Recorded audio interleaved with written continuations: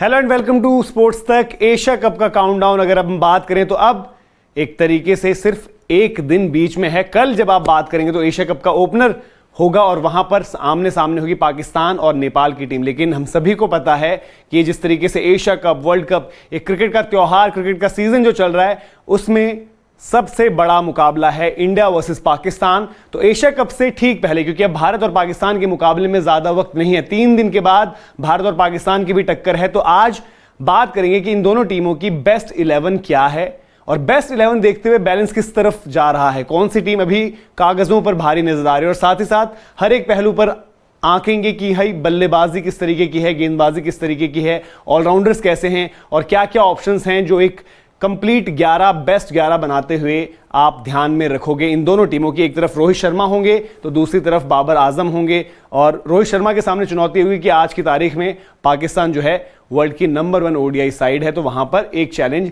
ये भी रहेगा क्योंकि नंबर 1 टीम को आप फेस कर रहे हो। और उनको तैयारियों के लिहाज से अगर आप देखें तो तैयारियां भी अच्छी मिली हैं। अफगानिस्तान भले एक कमजोर टीम आप मानोगे पाकिस्तान के मुकाबले, लेकिन टक्कर तगड़ी थी। तो एक एक करके शुरू करते हैं और बात करते हैं बल्लेबाजों से, और बल्लेबाज हम आपको दिखाएंगे भारतीय बल्लेबाज। तो भारतीय बल्लेबाजों से शुरुआत करते हैं। आपकी स्क्रीन पर भारतीय बल्लेबाज हैं और आपको पता है कि रोहित शर्मा, शुभमन गिल, विराट कोहली, श्रेयस अय्यर, केएल राहुल पर थोड़ा सा सस्पेंस है, ईशान किशन एक दूसरे विकेट कीपर के विकल्प हैं, फिर सूर्य कुमार यादव हैं और तिलक वर्मा है। तिलक वर्मा की एक तरीके से सरप्राइज एंट्री रही थी जो एशिया कप के स्क्वाड में हुई थी। हो सकता है आगे जब वर्ल्ड कप का स्क्वाड हो तो वहां पर छठे। तो अगर बल्लेबाज आप देखेंगे तो आपको यहां पर दिखेगी pure quality. Rohit Sharma, Virat Kohli proven match winners. Virat Kohli हम कह सकते हैं इजिली बेस्ट बैटर जो इस जनरेशन के हैं। रोहित शर्मा बेस्ट ओपनर आप कहेंगे। शुभमन गिल आप पोटेंशियल देख रहे हो। श्रेयस और केएल की वापसी ने थोड़ा सा वजन डाल दिया है बल्लेबाजी में। ईशान थोड़ा सा आपको लगता है कि मिडिल ऑर्डर में अगर खिलाना पड़ा तो कैसे परफॉर्म करेंगे, और डिफिकल्ट सिचुएशन पर जहां पर बॉल सीम करे, स्पिन करे, ईशान को लेकर डाउट रहता है। सूर्य कुमार यादव जिनका कहना है कि मैं डिकोड करूंगा, ओडीआई फॉर्मेट भी मुझे करना है, और बड़े डिटरमिन्ड नजर आ रहे हैं। और फिर तिलक वर्मा, उनको लेकर भी हम बहुत ज्यादा बात कर रहे हैं। ये रहा भारत का बल्लेबाजी जो पूरा का पूरा लाइनअप है, जो बल्लेबाज है। अब देखते हैं कि पाकिस्तान के पास क्या है अगर हम बल्लेबाजों की बात करें।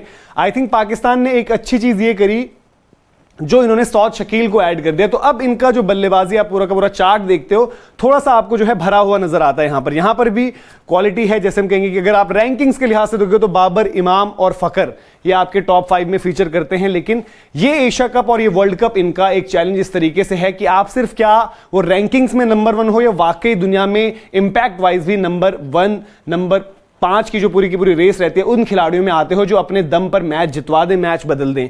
तो क्वालिटी और कंसिस्टेंसी के लिहाज से बाबर और इमाम की तो आप बात करोगे लगातार रन बना रहे हैं। फकर का थोड़ा सा हाल फिलहाल में आप देखोगे फॉर्म नहीं लगा, लेकिन आपको भी पता है कि अगर आप भारतीय फैन हो तो आपको सबसे ज्यादा डर इन बल्लेबाजों में से अगर किससे लगेगा तो वो फकर जमान है। फिर अब्दुल्ला शफीक जो अब क्योंकि सौद शकील की एंट्री हो गई तो आपके 1, 2, 3 के ही विकल्प रहेंगे। Mohammad Rizwan as a wicket keeper batter start करेंगे। मोहम्मद हैरिस एक रिजर्व कीपर होंगे। रिजवान पर जो है काफी कुछ निर्भर करेगा कि बीच के ओवर्स में अगर कहीं पर विकेटें गिरी, कुछ होता है तो ये कैसे इनिंग्स को चलाते हैं। इफ्तिकार अहमद और सौद शकील अगर इनको जरूरत पड़ती है तो बीच में अगर ये ऐड करेंगे तो आई थिंक मुझे लगता है इनके लिए बेहतर एक ऑप्शन रहेंगे, और इफ्तिकार के साथ इनको जाना चाहिए, बॉलिंग ऑप्शन भी मिल जाएगी। और नंबर 6 पर हम बात करते हैं, 6, 5 जैसे भी यूज करना है, वहां पर एक इंपैक्ट इनका जो है वो जबरदस्त रहेगा। और इन्होंने जो है पिछला T20 वर्ल्ड कप आप याद करिए, वहां पर भी एक जबरदस्त पारी खेली थी। अब बढ़ते हैं आगे और आपको दिखाते हैं कि किस तरीके से गेंदबाज हैं।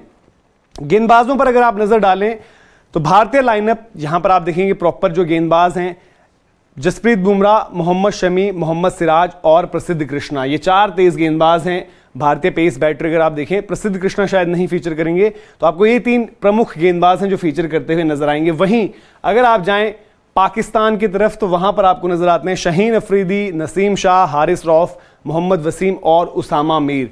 गेंदबाजी में करंट फॉर्म देखते हुए ठीक है, बुमराह जबरदस्त गेंदबाज हैं, वापसी कर रहे हैं, पर वनडे क्रिकेट अब खेलेंगे।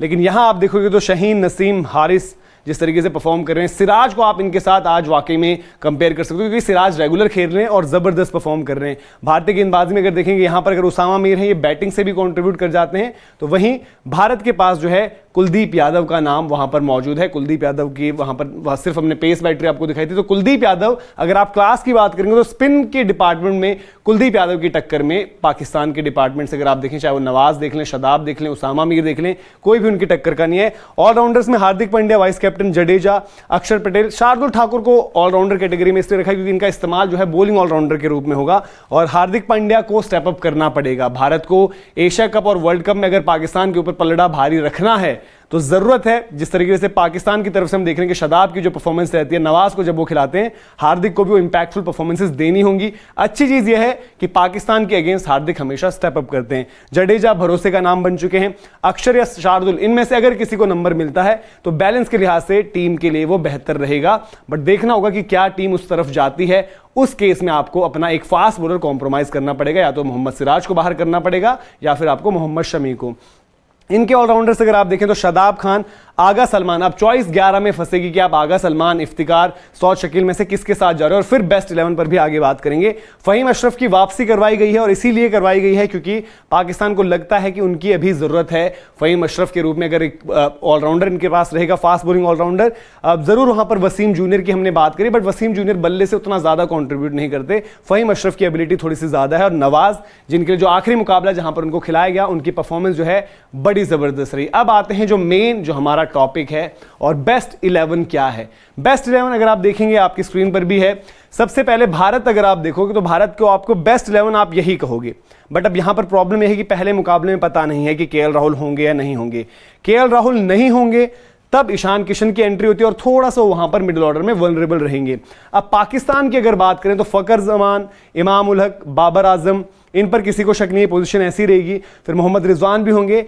अब यहां पर एक ये पेच है, सौद शकील या आगा सलमान, इनमें से कोई एक, और इफ्तिकार, मुझे लगता है इंपैक्ट वाइज इफ्तिकार उनकी बेस्ट 11 का हिस्सा बनते हैं, और इफ्तिकार जो चीज कर सकते हैं वो शायद जो पोजीशन पर उन्होंने खेलना वो एबिलिटी उस तरीके से उनके पास खास है मैच पलटने की, और गेंद से भी कंट्रीब्यूट कर जाएंगे। तो इनकी चॉइस रहेगी सौद शकील और आगा सलमान में। मुझे लगता है कि उनकी बेस्ट 11 के लिहाज से, क्योंकि थोड़ा सा वो बैटिंग को लेकर डाउटफुल है, इसीलिए सौद की एंट्री हुई है। तो सौद को इनको खिलाना भी चाहिए, स्पिन के अगेंस्ट बेहतर बल्लेबाज भी हैं वो, और उनको इसलिए शायद ऐड भी किया है। आगा सलमान अगर आपको कुछ एक्स्ट्रा ऑफर करेंगे तो वो हैं कुछ हैंडी ओवर्स, बट देन अगर आपके पास इफ्तिकार की प्रेजेंस है तो इनको सौद के साथ जाना चाहिए। आप बताइए, अगर आप पाकिस्तान से देख रहे हैं तो आपको क्या लगता है कि आप इनकी लाइनअप में अगर आप बेस्ट देखते हो तो सौद शकील, आगा सलमान और इफ्तिकार में से कौन सा बल्लेबाज या ऑलराउंडर आप कहेंगे होना चाहिए? फिर शादाब की जगह भी फिक्स है, शाहीन शाह अफरीदी, नसीम शाह और हारिस रऊफ भी वहां पर परमानेंट रहेंगे। एक स्पिनर का जो ऑप्शन है वो है मोहम्मद नवाज और उसामा मीर। मोहम्मद नवाज लंका प्रीमियर लीग उतनी बेहतर नहीं गई थी, बट आखिरी वनडे मैच में अच्छी परफॉर्मेंस दी है, बैट से भी बॉल से भी। उसामा मीर अगर आप देखोगे कि एज अ विकेट टेकर ज्यादा बड़े ऑप्शन साबित होते हैं, और बैट से भी उनकी एबिलिटी है। नवाज के साथ ये एडवांटेज है कि हाँ, उन्होंने बड़ी स्टेज पर ये चीज लगातार करी हुई है, जो बैट से भी डिलीवरी उनकी रही है, अदर दिन जो बॉलिंग रही है। बट अगर इनका बॉलिंग लाइनअप अगर आप देखो कि हारिस, नसीम, शाहीन, शादाब, 4 इनके गेंदबाज ऐसे हैं जिनके साथ शायद आप जो भी उनका स्पेल रहे, जिस भी तरीके से आप उनसे पूरे करवाओगे ही 4 पूरे के पूरे 10 ओवर्स, और आप उसामा मीर अगर आप लेते हो तो उनको भी शायद पूरा आप अपॉर्चुनिटी दोगे, और फिर जरूरत पड़ने पर इफ्तिकार आपके लिए वो काम कर सकते हैं। तो बैटिंग डेप्थ आपको थोड़ी सी पाकिस्तान की तरफ ज्यादा मिलती है, यहां पर आपको स्पेशलिस्ट ज्यादा नजर आते हैं इस भारतीय लाइनअप में, लेकिन एक केएल राहुल वाला फैक्टर थोड़ा सा देखना पड़ेगा, और श्रेयस अय्यर ने भी कॉम्पिटिटिव क्रिकेट उस तरीके से नहीं खेली है। तो ये दोनों साइड की बेस्ट 11 है। ऑन पेपर अगर आप देखो, सिर्फ अगर कागजों पर देखना है तो आपको भारतीय टीम ज्यादा बेहतर नजर आएगी इन टर्म्स ऑफ जो खिलाड़ी हैं। हाँ, जरूर एक डिस्कशन जो रहेगा कि 7 नंबर पर बल्लेबाजी खत्म हो जाती है, उसके बाद नहीं है। पाकिस्तान कागजों पर आप बोलोगे कि अच्छी नजर आ रही है, भारत से थोड़ा सा कमजोर आप जरूर कह सकते हो, पर जो पिछले कुछ मुकाबले हमने देखे हैं वहां पर साइकोलॉजिकल एज जो रहा है और जिस तरीके से उन्होंने परफॉर्म किया है, वो पलड़ा उनके साथ भारी रहेगा, और इंडियन टीम को उस फेयर ऑफ फेलियर को पार पाना होगा। तो देखते हैं, जो पहला मुकाबला है उसको ज्यादा वक्त है नहीं, तो वहां से एक टोन सेट हो जाएगी। अब देखना पड़ेगा कि कैसे ये भारत पाकिस्तान की जो लगातार टक्कर है, जो हम एशिया कप में एक्सपेक्ट कर रहे हैं कि 3 बारी हो, फिर वर्ल्ड कप में भी 2 बारी हो सकती है। तो आपका पूरा क्या नजरिया है इन दोनों 11 को देखते हुए? अपनी अपनी बेस्ट 11 जो है कमेंट सेक्शन में जरूर दर्ज करें। भारत के लिहाज से भी आप कर सकते हैं कुछ बदलाव, और पाकिस्तान में आप क्या देखते हैं, क्या बेस्ट रहेगी, और आपके नजर में कौन किस पर भारी है, कमेंट सेक्शन में जरूर बताएं। वीडियो इन्फॉर्मेशन पसंद आई हो तो लाइक भी करें, शेयर भी करें अपने दोस्तों के साथ। सब्सक्राइब अगर आपने नहीं किया है स्पोर्ट्स तक को अभी तक, तो सब्सक्राइब जरूर करें। thesportstech.com हमारी वेबसाइट है, और स्पोर्ट्स तक ऐप है, उसको जरूर इंस्टॉल करें। वहां पर आपको जितना भी एक्शन चल रहा है, स्पोर्टिंग एक्शन, उसकी वीडियो हाईलाइट्स भी मिलती है। अभी के लिए आपसे इजाजत देते हैं।